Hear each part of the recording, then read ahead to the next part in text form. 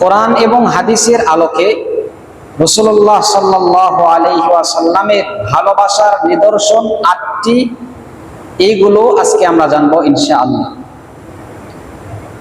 ৮টি নিদর্শনের মধ্য থেকে সর্বপ্রথম নিদর্শন হলো আল্লাহ রাসূল সাল্লাল্লাহু আলাইহি ওয়াসাল্লামের সুন্নতকে এবং আদর্শকে অনুসরণ করতে হবে। এটি হলো রাসূল প্রেমের প্রথম নিদর্শন, অর্থাৎ রাসূলের সুন্নতকে এবং তার আদর্শকে অনুসরণ করতে হবে। আল্লাহ তাআলা এই কথাটা পবিত্র কোরআনুল কারীমের মধ্যে বলেন, কুল ইন কুনতুম তুহিব্বুনাল্লাহা ফাত্তাবিউনি ইউহিব্বুকুমুল্লাহ। আল্লাহ রাব্বুল আলামিন বলেন, বান্দা, যদি তোমরা আমাকে ভালোবাসতে চাও তাহলে তোমরা রাসূলুল্লাহ সাল্লাল্লাহু আলাইহি ওয়াসাল্লামের সুন্নতকে আঁকড়ে ধরো। অতএব যদি আমরা রাসূলুল্লাহ সাল্লাল্লাহু আলাইহি ওয়াসাল্লামের আশিক বলে দাবি করতে চাই, তাহলে এক নাম্বার কাজ আমাদেরকে রাসূলুল্লাহ সাল্লাল্লাহু আলাইহি ওয়াসাল্লামের সুন্নাহ এবং আদর্শকে মানতে হবে। রাসূলুল্লাহ সাল্লাল্লাহু আলাইহি ওয়াসাল্লামের সুন্নাহ সাংসারিক জীবন থেকে শুরু করে রাষ্ট্রীয় জীবন পর্যন্ত প্রত্যেকটা পদক্ষেপে, প্রত্যেকটা ধাপে ধাপে রাসূলুল্লাহ সাল্লাল্লাহু আলাইহি ওয়াসাল্লামের সুন্নাহগুলোকে আমাকে মানতে হবে। সাংসারিক জীবনে, পারিবারিক জীবনে, রাষ্ট্রীয় জীবনে, সমাজ জীবনে, প্রত্যেকটা জীবনে রাসূলুল্লাহ সাল্লাল্লাহু আলাইহি ওয়াসাল্লামের সুন্নাহগুলো আমরা মানব।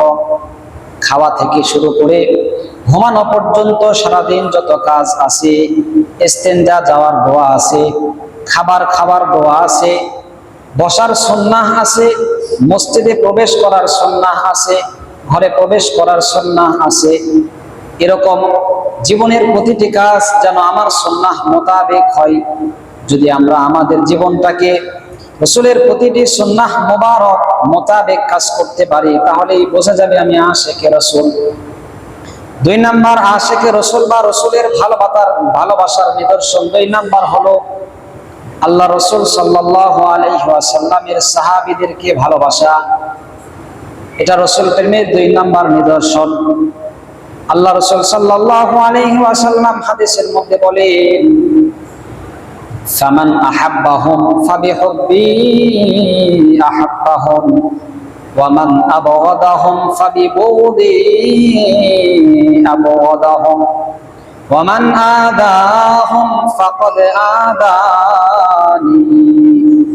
আল্লাহ রাসূল বলেন, যারা আমার সাহাবীদেরকে ভালোবাসবে তারা আমাকে ভালোবাসলো, আর যারা আমার সাহাবীদের প্রতি বিদ্বেষ পোষণ করলো তারা আমার প্রতি বিদ্বেষ পোষণ করলো। আর যারা আমার সাহাবীদেরকে কষ্ট দিল তারা যেন কেমন যেন আমি নবী আমাকে কষ্ট দিল। আর যারা আমাকে কষ্ট দিল তারা স্বয়ং আল্লাহকে কষ্ট দিল। আর যারা আল্লাহকে কষ্ট দেয় এদের ঠিকানা জাহান্নাম। এই জন্য আল্লাহ রাসূল সাল্লাল্লাহু আলাইহি ওয়াসাল্লাম বলেন, যারা আমাকে ভালোবাসতে চাও, আমাকে কাছে পেতে চাও, কিয়ামতের ময়দানে আমার সুপারিশ পেতে চাও, তোমাদের জন্য ২ নাম্বার করণীয় হলো তোমরা আমার সাহাবীদেরকে ভালোবাসবা। ৩ নাম্বার আল্লাহ রাসূল সাল্লাল্লাহু আলাইহি ওয়াসাল্লাম বলেন, আমার ভালোবাসার নিদর্শন ৩ নাম্বার হলো আমার প্রতি বেশির থেকে বেশি দরুদ শরীফ পড়তে হবে। এটা রাসূলুল্লাহ সাল্লাল্লাহু আলাইহি ওয়াসাল্লামের ভালোবাসার ৩ নাম্বার নিদর্শন। অর্থাৎ যদি আমি কাজে কর্মে আমি প্রকাশ করতে চাই আমি আশিকে রাসূল, তাহলে আল্লাহর রাসূল সাল্লাল্লাহু আলাইহি ওয়াসাল্লামের প্রতি সবসময় দরুদ পড়তে হবে। আল্লাহ রাসূল সাল্লাল্লাহু আলাইহি ওয়াসাল্লাম হাদিসের মধ্যে বলেন, মান সাল্লা আলাইয়া ওয়াহিদাতান সাল্লাল্লাহু আলাইহি আশরা। হাবিবে কিবরিয়া বলেন, বান্দা, তোমরা যারা আমার প্রতি একবার দরুদ পাঠ করবা, আল্লাহ রাব্বুল আলামিন তোমাদের প্রতি 10 বার রহমত নাযিল করবে। জোরে জোরে বলুন না সুবহানাল্লাহ। এজন্য যদি আমরা একবার দরুদ পাঠ করি তাহলে আল্লাহ তাআলা আমাদের প্রতি 10 বার 10টি রহমত নাজিল করবেন। এজন্য আমরা চেষ্টা করব সব সময় রাসূলের প্রতি দরুদ পড়ার জন্য। হাঁটতেছেন দরুদ পড়বেন, সবচেয়ে ছোট দরুদ সাল্লাল্লাহু আলাইহি ওয়াসাল্লাম, সাল্লাল্লাহু আলাইহি ওয়াসাল্লাম। হাঁটতে চলতে ফিরতে এই দরুদ আমরা বেশির থেকে বেশি পাঠ করব ইনশাআল্লাহ। 4 নাম্বার রাসূল প্রেমের 4 নাম্বার নিদর্শন হলো আল্লাহ রাসূল সাল্লাল্লাহু আলাইহি ওয়াসাল্লামের পরিবারদেরকে ভালোবাসতে হবে। এটা রাসূল প্রেমের 4 নাম্বার নিদর্শন। যদি রাসূলের পরিবারদেরকে ভালোবাসেন তাহলে মনে করতে হবে আসলেই সে রাসূলকে ভালোবাসে। আর যদি রাসূলের পরিবারকে ভালো না বাসেন, তাদের প্রতি বিদ্বেষ পোষণ করেন, তাহলে আপনি আশিকে রাসূল না। এজন্য আল্লাহ রাসূল সাল্লাল্লাহু আলাইহি ওয়াসাল্লাম হাদিসের মধ্যেও দোয়া করেছেন, আল্লাহুম্মা আহিব্বুহু ফাআহিব্বা, আও কামা ক্বালা আলাইহিস সালাতু ওয়াস সালাম। আল্লাহ রাসূল বলেছেন, যারা আমাকে ভালোবাসতে চায় তারা যেন আমার পরিবারকে ভালোবাসেন। এবং আল্লাহ রাসূল এই কথা বলেছেন, হে আল্লাহ, আমি হাসানকে ভালোবাসি, অতএব আপনি হাসানকেও ভালোবাসেন। এবং যে ব্যক্তি হাসানকে ভালোবাসবে, আল্লাহ আপনি তাকেও ভালোবাসেন। আল্লাহ রাসূল সাল্লাল্লাহু আলাইহি ওয়াসাল্লাম দোয়া করে গিয়েছেন। এজন্য রাসূলের পরিবারদেরকে আমাদেরকে ভালোবাসতে হবে, তাদের মহাব্বত আমাদের অন্তরের মধ্যে রাখতে হবে। 5 নাম্বার আল্লাহ রাসূল সাল্লাল্লাহু আলাইহি ওয়াসাল্লামকে ভালোবাসার 5 নাম্বার নিদর্শন হলো কোরআনকে ভালোবাসতে হবে। যারা কোরআনকে ভালোবাসবে, কোরআনকে মহাব্বত করবে, তারা প্রকৃতপক্ষে রাসূলকেই মহাব্বত করবে। আর কোরআনকে ভালোবাসার অর্থ হলো 3টি। 1 নাম্বার, কোরআনকে বিশুদ্ধভাবে পড়তে হবে। 2 নাম্বার, কোরআনের অর্থগুলো বোঝার চেষ্টা করতে হবে। 3 নাম্বার, কোরআন অনুযায়ী জীবনযাপন করার চেষ্টা করতে হবে। এ হলো কোরআনকে ভালোবাসার 3টি নিদর্শন বা আলামত। অর্থাৎ যদি আপনি কোরআনকে ভালোবাসতে চান তাহলে কোরআনকে বিশুদ্ধভাবে পড়তে হবে। 2, কোরআনের অর্থগুলো জানার চেষ্টা করতে হবে। 3, কোরআন অনুযায়ী জীবনযাপন করার চেষ্টা করতে হবে। তাহলেই প্রকৃতপক্ষে রাসূলকে ভালোবাসা যাবে। 6 নাম্বার, রাসূলুল্লাহ সাল্লাল্লাহু আলাইহি ওয়াসাল্লামকে ভালোবাসা ষষ্ঠ নিদর্শন হলো রাসূলের রওজা শরীফ জিয়ারতের আশা আকাঙ্ক্ষা তামান্না আমাদের প্রত্যেকের দিলে থাকা চাই। এটা 6 নাম্বার নিদর্শন। যদি আপনি রাসূলের রওজা শরীফ জিয়ারত করার আকাঙ্ক্ষা তামান্না অন্তরে লালন করতে পারেন, তাহলেই বোঝা যাবে আসলেই আপনি প্রকৃত আশিকে রাসূল। এজন্য আমরা প্রত্যেকে নিয়ত করব, আল্লাহ জীবনে অন্তত একবার হলেও যেন রাসূলের রওজা শরীফ জিয়ারত করতে পারি।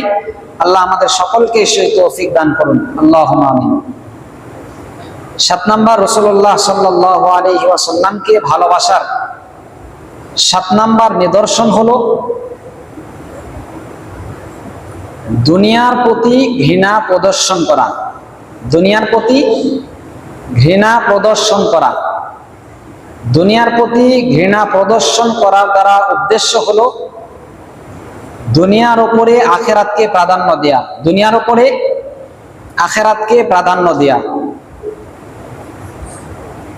এটা কিভাবে? আপনি দুনিয়াতে থাকবেন, চলবেন, ফিরবেন, কাজ করবেন, চাকরি করবেন, ব্যবসা বাণিজ্য করবেন, সংসার করবেন, সব করবেন, তবে সবগুলোর মধ্য থেকে আপনি আখিরাতের বিষয়গুলোকে বেশি প্রাধান্য দিবেন। নামাজের সময় হইলে বা সব কিছু বাদ, চাকরি বাদ, গাড়ি চালানো বাদ, রিক্সা চালানো বাদ, কাজ করা বাদ, সব বাদ, নামাজকে প্রাধান্য দিবেন। যখন কোনো দিনই মাহফিলে আহ্বান করা হয়, ডাকা হয়, দুনিয়ার সব কাম ফেলে দিয়ে আগে আল্লাহর ডাকে সাড়া দেবেন।